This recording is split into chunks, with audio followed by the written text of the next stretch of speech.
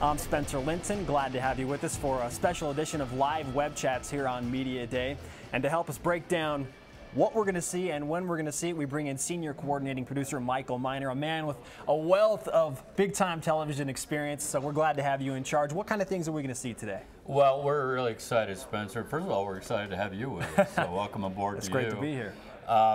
Today is the 3rd annual National Football Media Day, and it's really the kickoff of the football season for not only media's sake, but for fans' sake, and that's what's really exciting.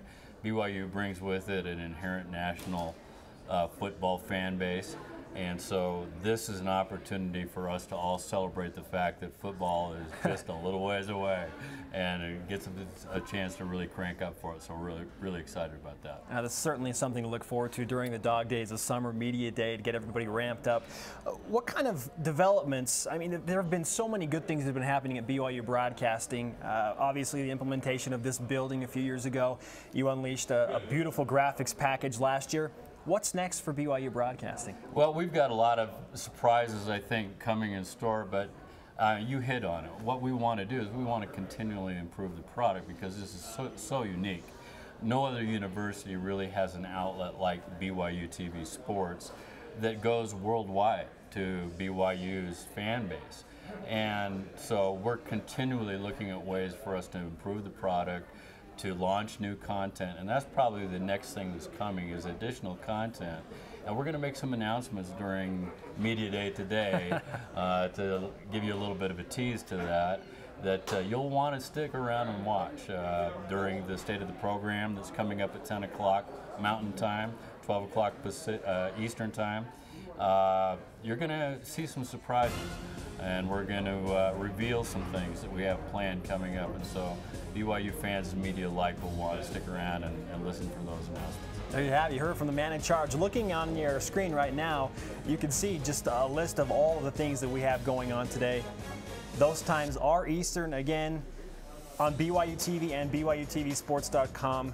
BYU Football All Access, Polynesian Pipeline right there, 4 p.m. Eastern, followed by some Spanish web chats here on BYUtv Sports.com, and then a can't-miss program, the Quarterback Factory. Big-time names here to talk about their experiences playing for the Cougars along with Lavelle Edwards. Let's talk about the Quarterback Factory program. How much fun was that to put together? Well, it started out as a pipe dream. You know, when we got together with the athletic department and said, okay, what are we going to do to top Media Day last year? We've had some great afternoon programs for both of our national media days up to this point. The first year we had a Legends Roundtable that featured some of the great past BYU football players, and it included Lavelle. Last year we had the Bronco Mendenhall era, so we had some key, very notable players that were here representing Bronco and the Bronco Mendenhall era. This, I think, is unprecedented. It was something that we just said, what if we did this, and we were actually able to pull it off, and that's getting Lavelle together with all of the iconic quarterbacks that ever played at BYU. Steve Young, Robbie Bosco, Mark Wilson, Gifford Nielsen, you know, Ty Detmer is going to be involved, Steve Sarkisian. So all of those names that are really synonymous with BYU and that huge era where BYU dominated at the quarterback position, and the coach that helped, you know, be the catalyst for that, are all going to be together here, either in our studios or live via satellite. And I can even give you a hint that Jim McMahon may be involved. So that's a show you're especially gonna want to tune into. Yeah, I will be watching for one. Really quickly, I know that everyone wants to watch BYU television in that crisp, clear, high definition stage. How can people do that? What's the best way to get that? Well, there's several ways to do it, and Spencer, it's really an initiative for us. We recognize that not all of the carriers, not all of the over-the-air carriers out there right now broadcast BYU TV in HD. And that's disappointing to us because we do broadcast everything we produce is in crystal clear HD. So it's our intent and our initiative to get it out in HD to as many of the fans as possible. So one of the things we are going to announce is a new agreement with Bright House. cable, which adds 1 million new HD subscribers to our national fan base and our viewers out there. But another way that you can watch that, even if it isn't carried on your local cable or satellite provider, is you can watch it through a Roku box or an Apple TV through our BYUtv Sports.com app. I live in Connecticut. I still have a home there, and when I go home, I can watch BYU TV through my Apple TV and the BYU TV app in crystal clear, high definition with 5.1 surround sound. It's really wonderful to have that application. So there are ways, even if you don't have a TV carrier, specifically that's carrying in HD, you can watch it every game that we broadcast in HD. Yeah, progress is progress, right? That's right. And BYU TV moves forward. You mentioned Connecticut. You worked at ESPN for a number of years. You've been around some high-profile things, high-profile buildings. Can you compare what we have here at BYU Broadcasting to some of the things on campus in Bristol, Connecticut? I think it's on par with anything that we had at Bristol, and that's something I've said many times.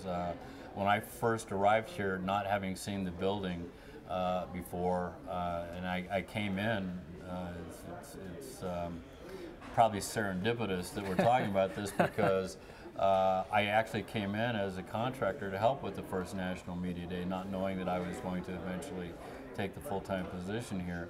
And when I saw these facilities and the nature of them and how first class they are, I was totally blown away. But it's completely on par with everything that we had at ESPN.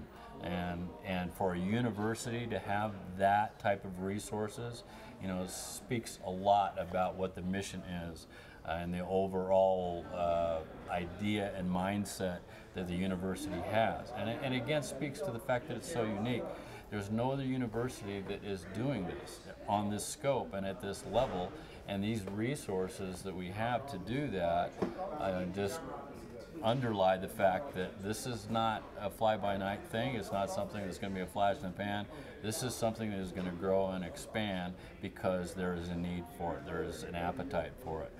There's a national fan base out there and an international fan base out there that wants to see BYU sports, and we're here to bring it to them.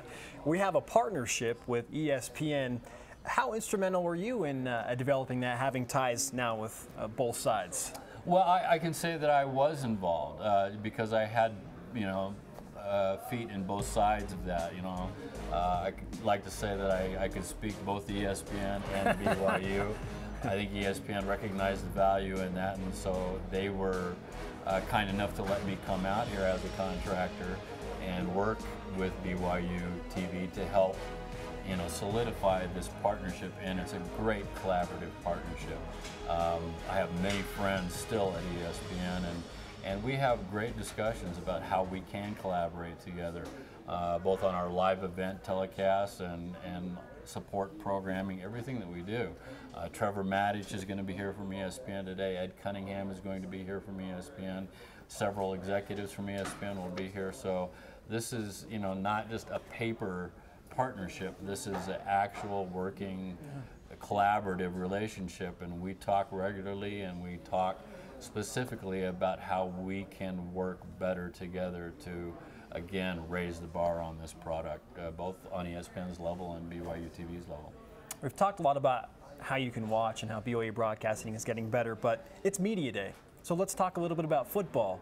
Amidst all the business and the technical jargon that you deal with, I'm sure you get to enjoy some games every once in a while. I happen to be a football fan. I won't lie. And, I'm blessed to get paid to watch football.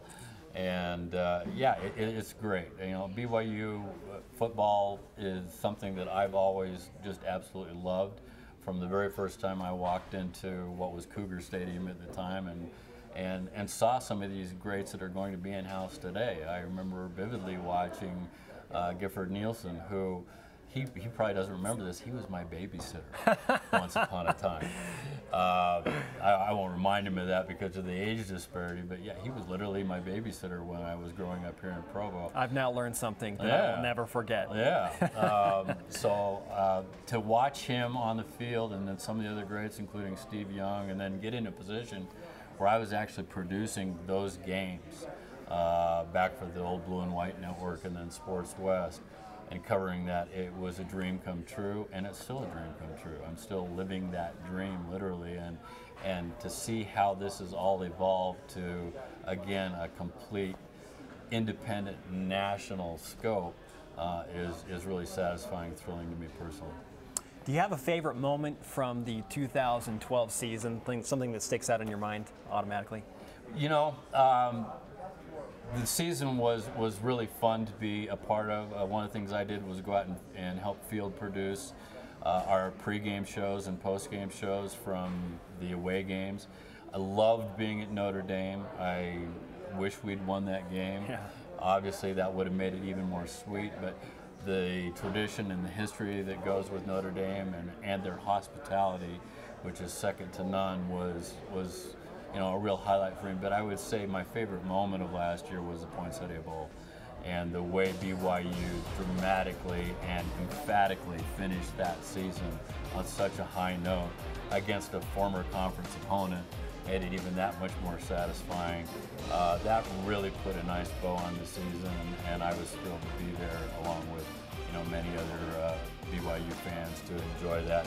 Kyle Hanoi was a beast in the second half there, and to be there on the sidelines and see that firsthand, that was a real thrill. That was a lot of fun. A big win for the program, as you mentioned, kind of a nice way to tie things up in the 2012 season. Now we look ahead to 2013. The schedule, I mean, just loaded with big-name opponents. Is there a game that you're looking forward to amidst all the great ones that you're looking forward to most? That's a great question, because I do think this is arguably the best schedule that BYU has had, at least as long as I've been involved with the program, and that's a long time.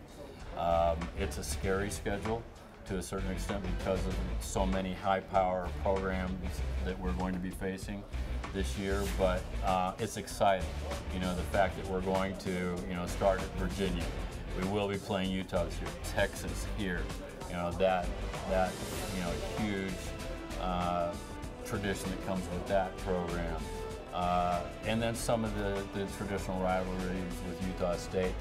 I think Camp Randall, going to Wisconsin for the first time since 1980, I believe, when Jim McMahon took the Cougars there and actually beat Wisconsin on their own home turf. That's a big game to circle on the schedule. So I'm looking forward to all of it. I think we've got a great team, and talking with the coaching staff and some of the players yesterday as we were getting ready for Media Day, they're fired up, and I am too. I'm ready to get at it. I can't wait for that opener. All right, we appreciate that enthusiasm. We appreciate you taking some time with us today.